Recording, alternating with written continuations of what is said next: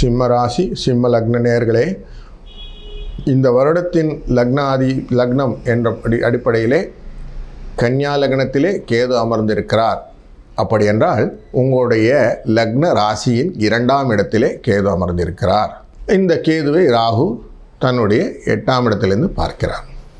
Right. இந்த சிம்மத்தினுடைய அதிபதியை நாம் செவ்வாயுடன் சேர்ந்து பார்க்கிறோம். அதாவது 5வது இடத்திலே செவ்வாயுடன் சூரியன் சேர்ந்து அமர்ந்திருக்கிறார். பஞ்சமத்தில் 2 பேரும் உட்கார்ந்துருக்கிறாங்க. உட்கார்ந்த இடம் தனுசு அப்படிங்கிற இடம். அப்போ கொஞ்சம் போராட்டங்கள் இருக்கக்கூடிய விஷயம். சுகம் கொஞ்சம் கெட்டு போகிறதுக்கு வாய்ப்பு உண்டு. கொஞ்சம் எரிச்சல் எப்பவும் உண்டு. அலைச்சல் நிறைய இருக்கும். அப்போது உடல் பாதிப்பு கொஞ்சம் எதிர்பார்த்த மாதிரி இருக்கும். அப்போது கொஞ்சம் உடலை நம்ம போஷாக்குன்னு சொல்லுவோம் இல்லையா, அந்த வார்த்தையை யூஸ் பண்ணிக்கலாம். ஏன்னா கொஞ்சம் நம்ம அலைச்சல்னால் வரக்கூடிய சூடு, அலைச்சலால் வரக்கூடிய எரிச்சல், கண்ணெரிச்சல், இப்படி டயர்ட்ஸம் அப்படிலாம் சொல்லுவோம் இல்லையா, இதெல்லாம் வாய்ப்புகள் உண்டு. அப்போது அதை கொஞ்சம் அட்டன் பண்ணுங்க.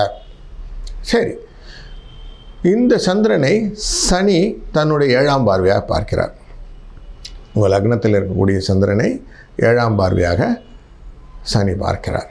அப்போது லக்னத்தை கொஞ்சம் மனசை கொஞ்சம் அப்படியே போயிட்டு கிராஜுவலாக டவுன் பண்ணி சில விஷயங்களை கற்றுக்க வைக்கும். ஏன்னா 2ல் கேதுவும் இருக்கிறதுனால உடனே வாக்குஸ்தானாதிபதியும் குடும்பஸ்தானாதிபதியும் உங்களுக்கு தனஸ்தானாதிபதியும் அப்படியே தனத்தை கொண்டு கொட்ட போகிறாருலாம் இல்லாமல் கொஞ்சம் உழைச்சாதான் என் காசு, நீ சும்மா உட்கார முடியாதுன்னு ஒரு இண்டிகேஷன் கொடுத்துக்கிட்டே இருக்கும்.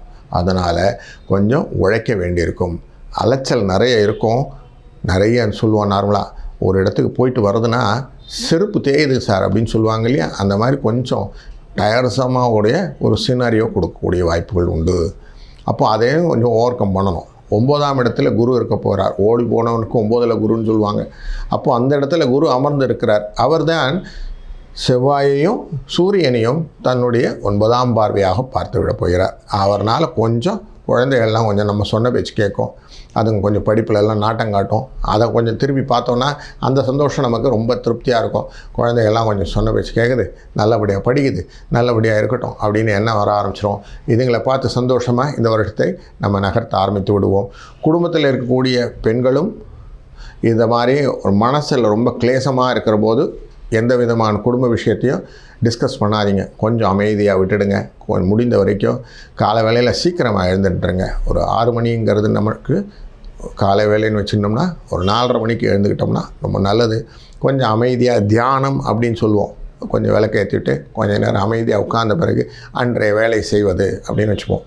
லவணம் அப்படின்னு சொல்லுவாங்க. உப்பு, அது லவணம் சொல்லுவாங்க. அந்த லவணத்தை கையில் 2 கல் உப்பு அப்படி கையில் வச்சுக்கிட்டு 2 கையிலையும் அமைதியாக வச்சுக்கிட்டு ஒரு 5 நிமிஷம் தியானம் பண்ணிவிட்டு அந்த உப்பை அது கொண்டு போய் கரைச்சிட்ருங்க. ஏன்னா லக்னத்தில் சந்திரன் அமர்ந்திருக்கும் போது உங்களுக்கு மனநிலையும் மனக்குழப்பங்களையும் நிறைய இருக்கும் அப்படிங்கிறதான் ஃபேக்ட். அந்த மனநிலை மனக்குழப்பத்தை தீர்ப்பதற்கு சரியான தீர்வு இந்த கல் உப்பு. அதை நீங்கள் கொஞ்சம் நேரம் கையில் வச்சுட்டு அப்படியே கொண்டு போய் வீட்டில் இருக்கிற ஜிங்க் இருக்கும் நம்ம கிச்சனில், இல்லையா குழாடியில் போய் குழாயிலேருந்து கொண்டு கையை அலம்பிட்டு காலையை அலம்பிட்டு வாயை கொப்பளிச்சுட்டு வீட்டுக்குள்ளார வந்து அன்றைக்கி ரொட்டீனை ஸ்டார்ட் பண்ணுங்கள். இந்த வருடம் இப்படி பழக என்ன ஆகுனா உங்களுக்கு ஒரு மைண்ட் ஸ்ட்ரென்த், நல்ல ஸ்டேபிள் ஸ்ட்ரென்த்தோட ஒரு மைண்ட் செட் கிடச்சிரும். அதனால் உங்களுக்கு நல்ல உத்வேகமாக சில சந்தோஷமான விஷயங்களை நீங்கள் எதிர்கொள்வதற்கு வாழ்த்துக்கள். ஏன்னா 9ல் குரு இருக்கும்போது டெஃபினட்டாக உங்களுக்கு வீட்டில் சுபிட்சமான காரியங்களும் நல்ல காரியங்களையும் நடத்தி கொடுக்கறதுக்கு ரெடியாக இருப்பார். அதனால் அதெல்லாம் உங்கள் வீட்டில் நடக்கிறதுக்கும் வாழ்த்துக்கள். நல்லபடியாக இந்த வருடங்கு உங்களை கடவுள் அனுகிரகத்துடன் நடத்தி செல்ல வேண்டுமாய் எல்லாம் வல்ல இறைவனையும் மகாபிரிவர் வேண்டிக் கொள்கிறேன். ஜெய ஜெயசங்கர, ஹரஹர சங்கர.